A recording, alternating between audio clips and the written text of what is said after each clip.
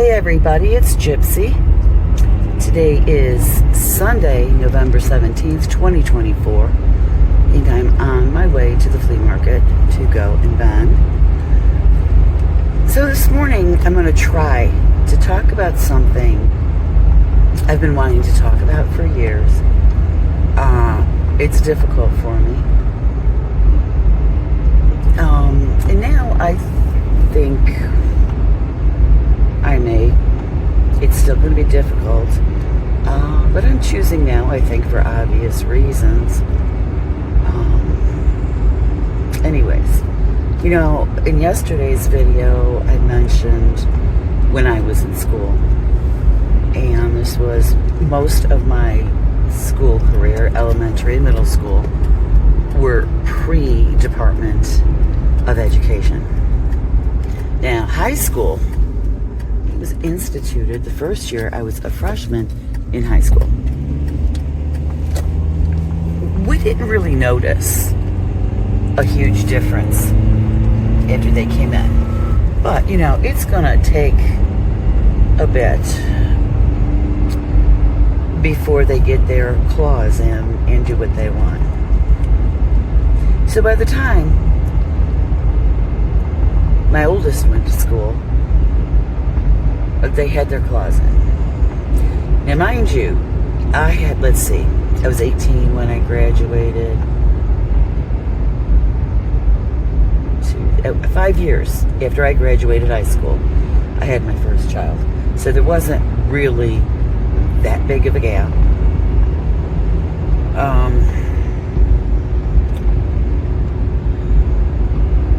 But anyways, the way schools have been since I graduated, and the disservice that they not only did for both of my children, but to all children, makes me sick.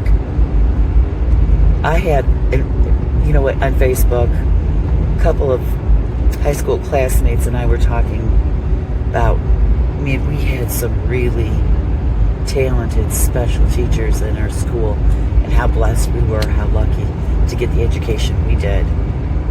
And it's true. Anyways, my two sons ended up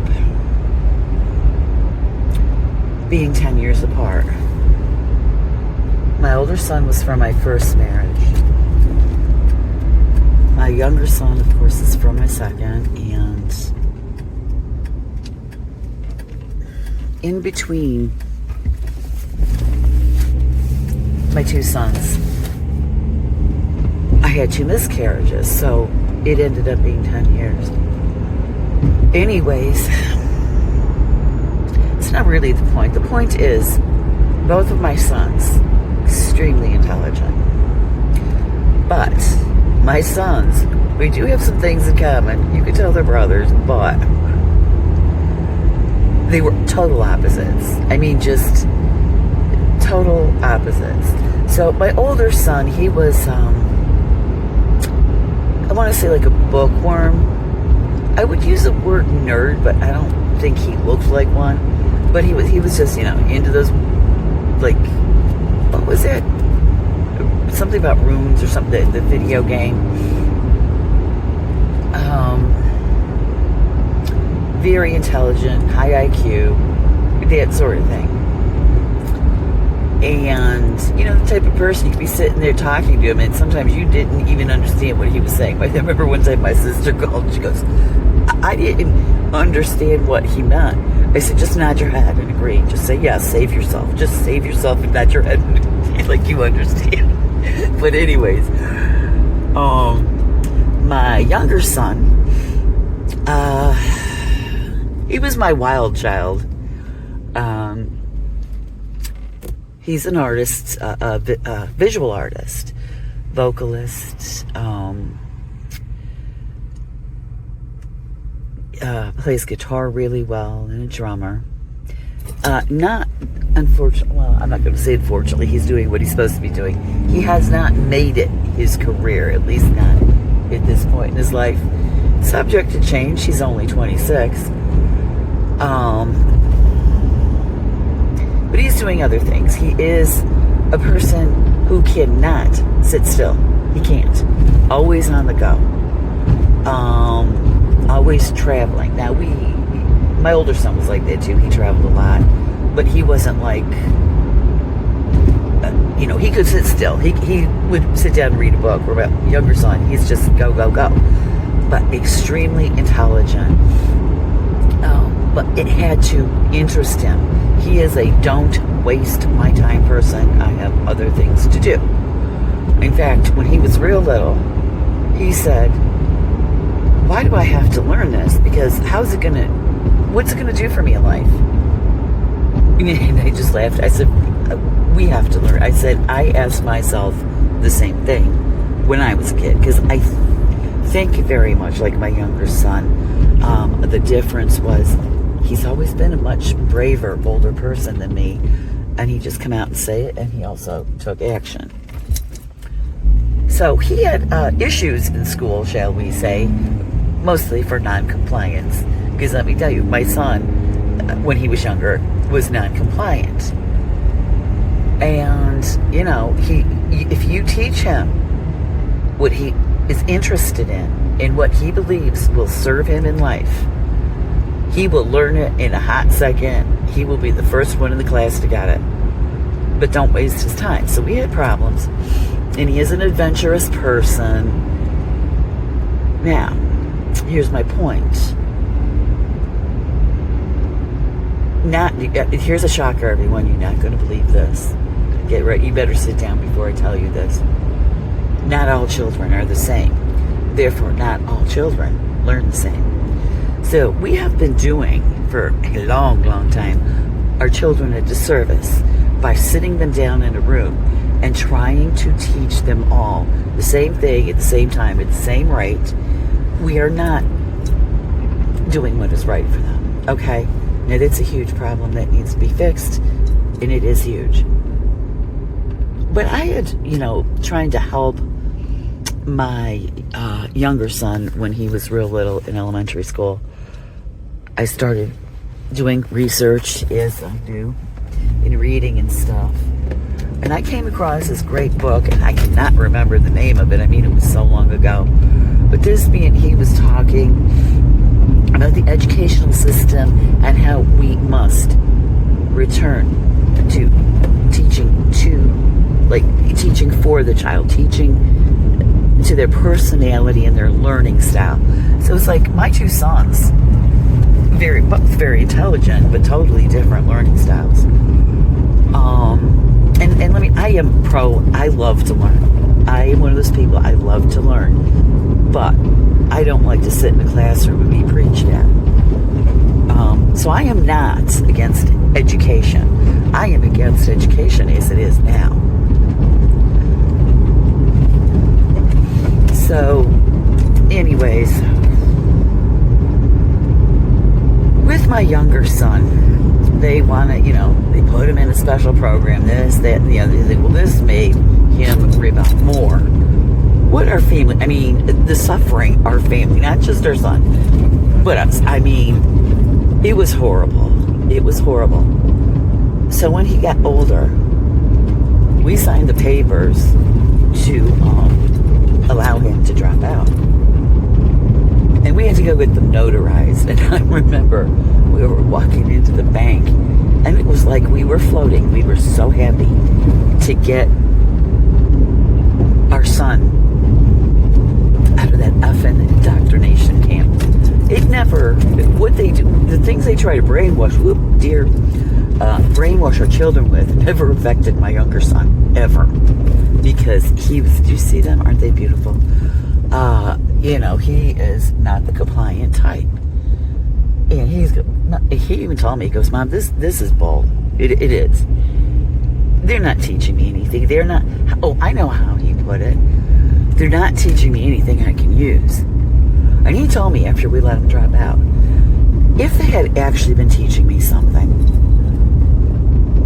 if they had actually taught things that would benefit us throughout our life, I would have sat down and paid attention.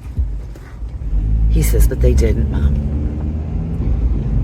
So what my son did was, borrowed my library card, and he took and he was never a reader, took tons of books out of the library,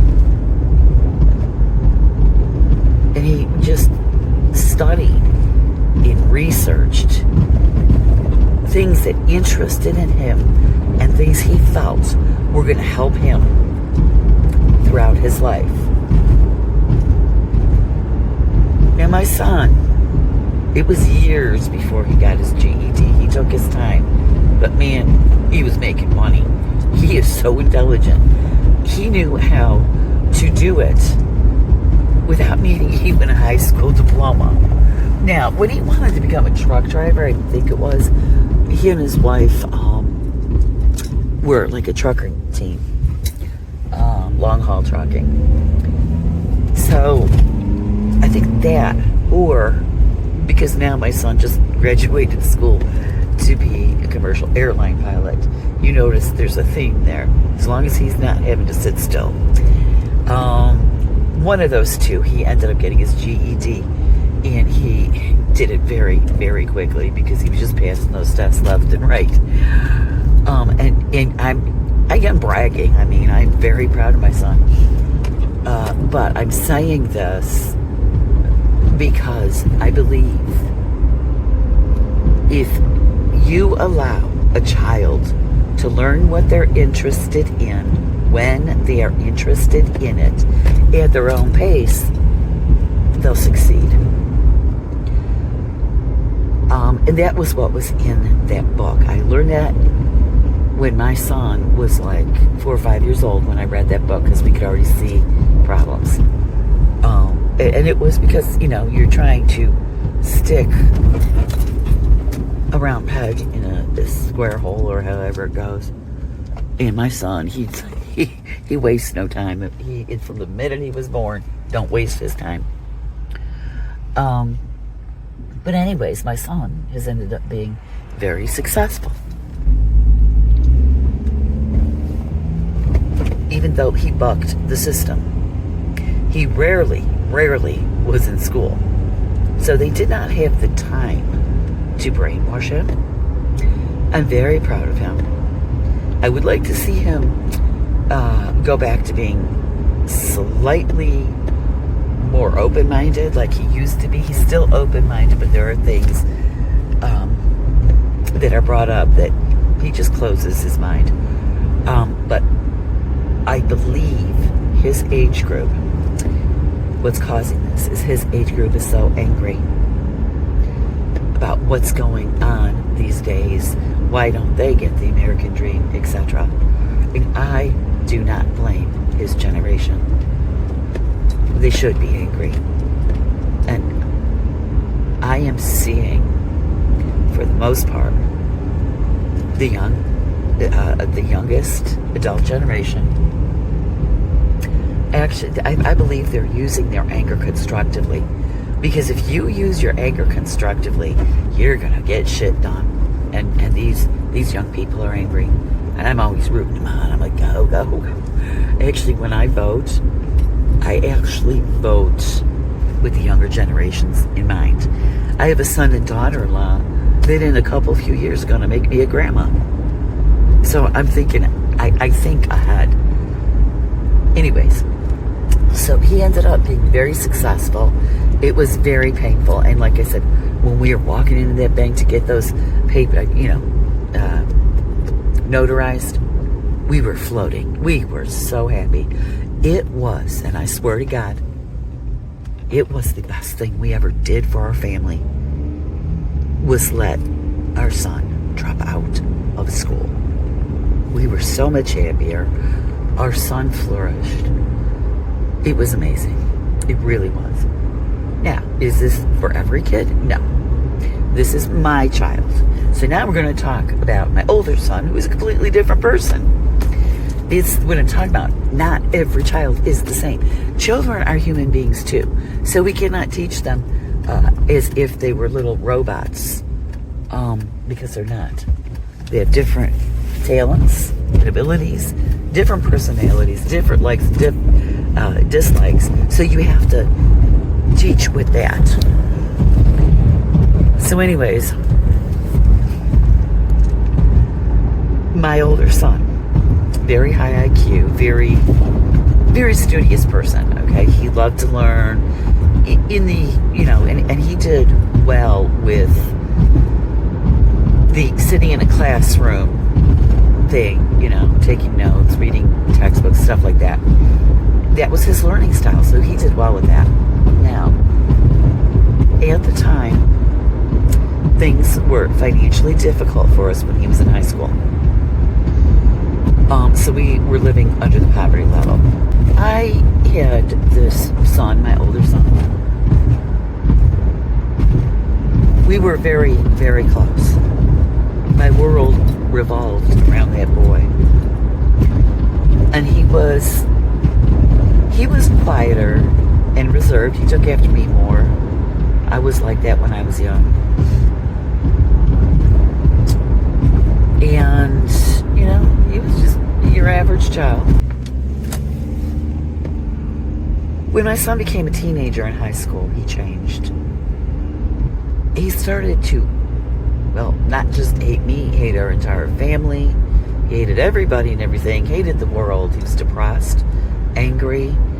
I was like, who is this kid? I don't even know him anymore. Couldn't figure out what was going on.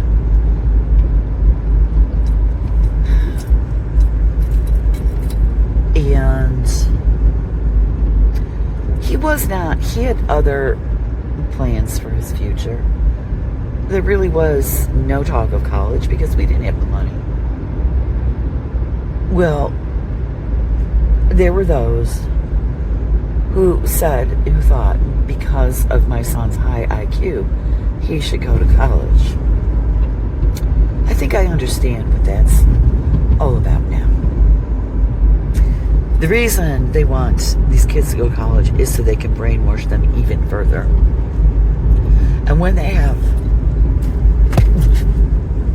have a young person who's really smart and he has a high IQ, they want to use that person. So they will get them, you know.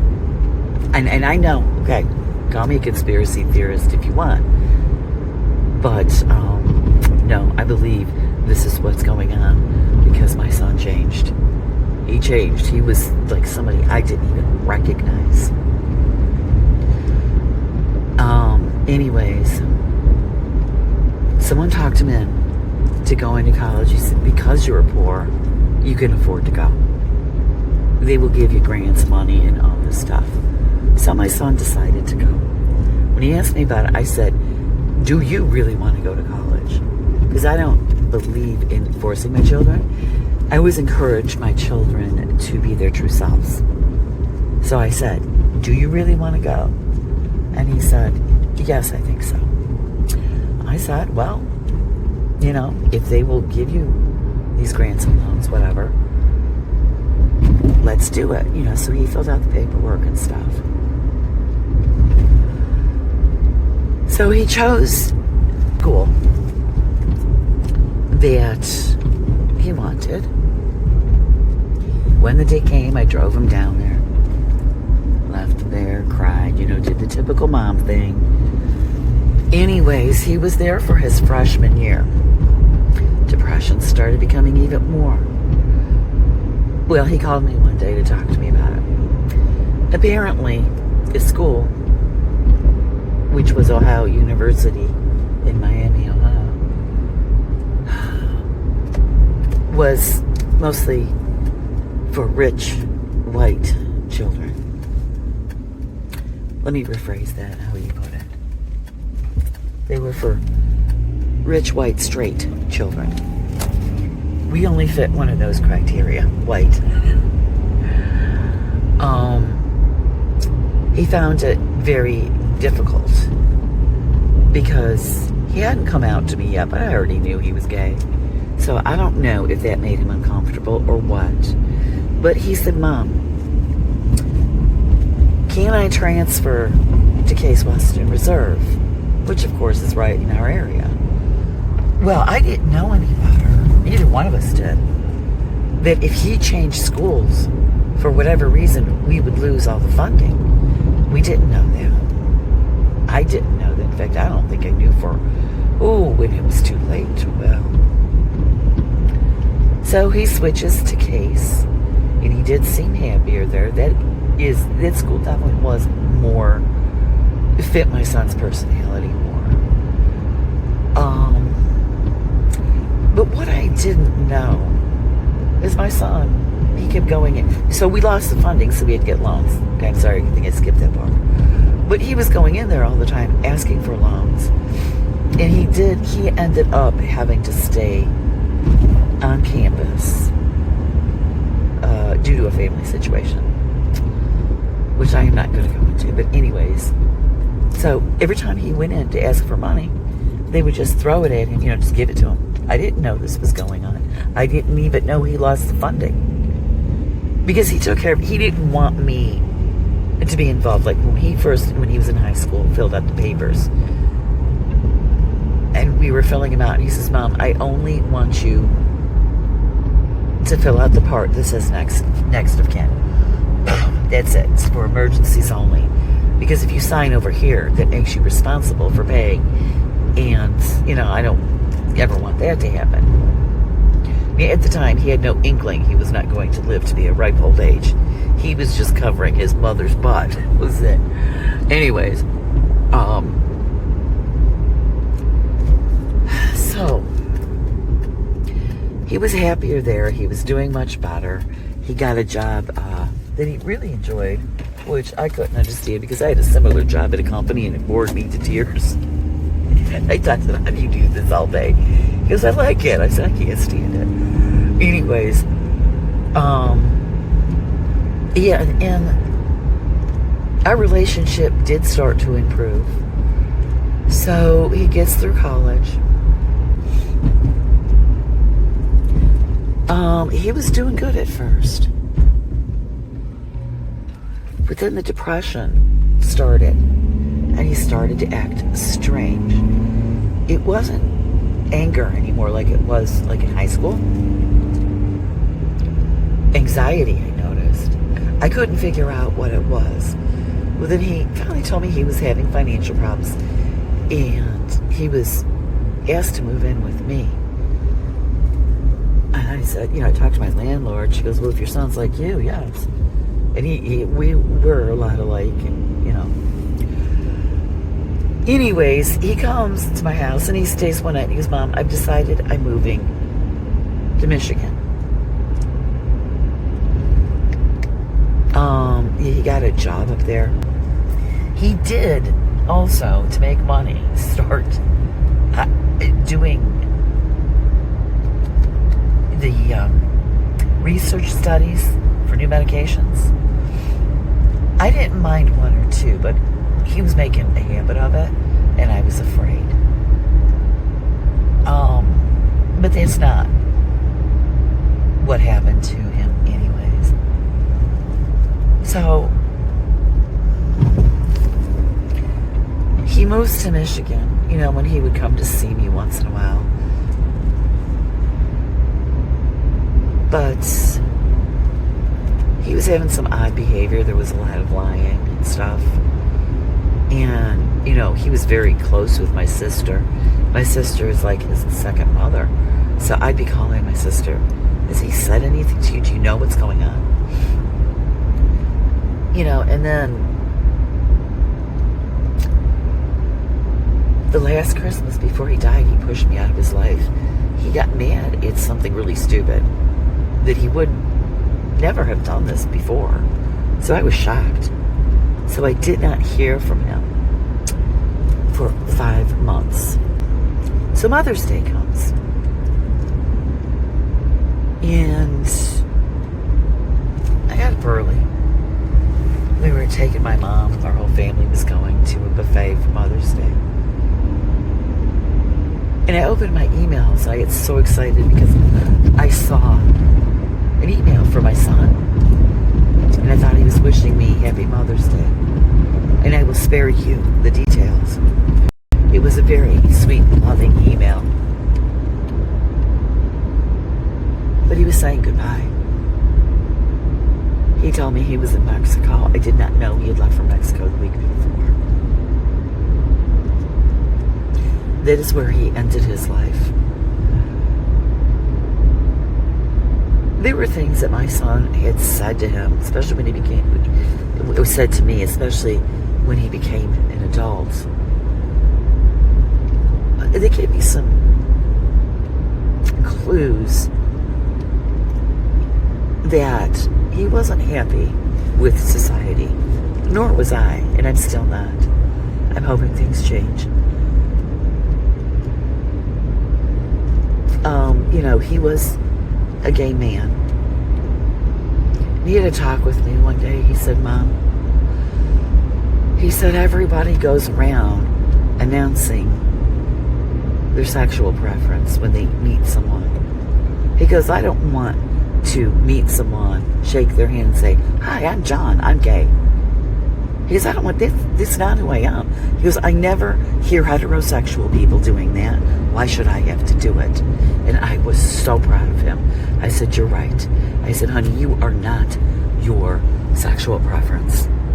There's so much more to people. We are too multifaceted to think that's what we are. And he goes, and my son was a very private person. He was Capricorn through and through. Very, very Capricorn. And, TMI was like really important to him, and don't get in his business. So stating his sexual preference, well, it's very private. And it should be. It shouldn't matter. It shouldn't matter what your sexual preference is to people. I mean, I don't go around announcing that I'm a straight woman. I don't feel, I'm not going to say the need to, but that's private information. And I'm more than that. My son was more than that. Everybody is so much more than that. And I understood what he was saying. And I was just so proud that he said that. But it bothered him that he saw the gay community feeling the need to introduce themselves like that. And I agree with him in that, in so doing, you are reducing yourself down to just that. And you're not just that. You're much more. You have much more value than who you love or, what your sexual preference is. Because if I say sexual preference, it does not always mean love. You could sleep with somebody and not love them, is what I'm saying. Anyways, those are the kind of things that bothered my son. Money, the economy being so screwed up. Not being able to, when you go to a prestigious college like Case Western Reserve University, and you can't get a decent job to support yourself afterwards. But most importantly, these colleges, they don't care about the young people. They don't. They actually, I feel, trick them into taking out all these loans and getting themselves into debt. Okay? They don't discuss with them what could happen if they can't, etc. I feel, if you have someone who's that smart, that talented, etc., they don't always have to go the expensive school route. And there are other options. All they care about is making a profit. The schools, the Department of Education is their partners in crime. And any other creditor that can make a buck off of our young people. And I know I'm not speaking clearly and saying everything I'm meaning to say, because this is a very difficult subject for me. But I feel that the educational system did neither one of my sons any favors. They did not care who my sons truly were. They didn't care about my sons at all. They gave my younger son such a hard time. School was a nightmare for him. He ended up having sleeping problems. I mean, he did not sleep at all. I mean, this kid was, it was horrible.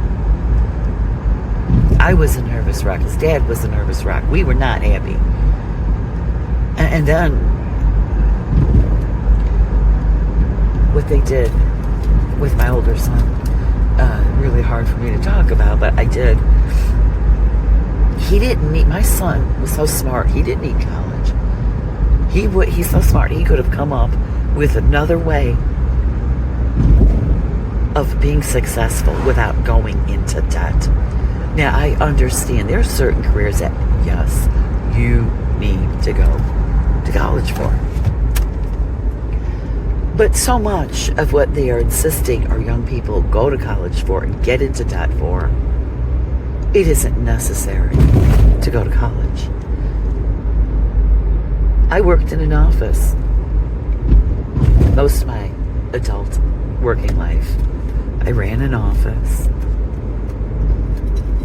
In my later years, somebody told me, oh, do you know, to do the job you did, you now need a college degree? I was like, get out of here. Nobody need, I mean, it was our job, yeah, and you had to be smart. But nobody needs a college degree to do that. They are using our young people, our children, as a tool for them to make money. Our young people aren't people to them. They're a commodity, a resource. And I never talked this long before. And that's all they are. I think we need to be more discerning. Go back to my day when there was a lot of good careers and jobs you could get without going to debt. Now let me tell you something in case you don't know. When our young people go into debt for a higher education, unless your family's really rich, I'm sorry, I'm trying to park my car. They won't be able to have it paid off until they're old. Like, I don't know, 50s, 60s. So anyways, I'm here. I gotta get to work. I'm gonna leave you with that. Blessed be, and make it a joyful one.